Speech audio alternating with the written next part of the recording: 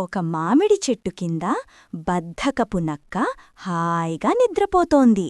దాని పక్కనే ఉన్న కొమ్మపై ఒక పండు పండింది. దాన్ని చూసి తొందరపాటు కోతికి ఆశ పుట్టింది.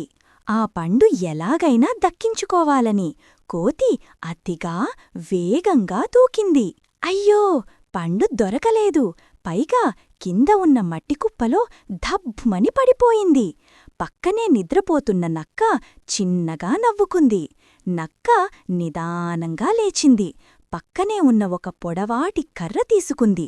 తొందరపడకుండా పండు ఉన్న కొమ్మ కింద కూర్చుని ఆ కర్రతో మెల్లగా కొమ్మను కిందికి ఒత్తింది. అంతే, పండు సరిగ్గా నక్క నోట్లోకి వచ్చి పడింది. మామిడి పండు తింటూ నక్క కోతిని చూసి నవ్వింది. ఎప్పుడూ తొందరపాటు పనికిరాదని, శక్తి కంటే బుద్ధే గొప్పదని కోతి అప్పుడు అర్థం చేసుకుంది.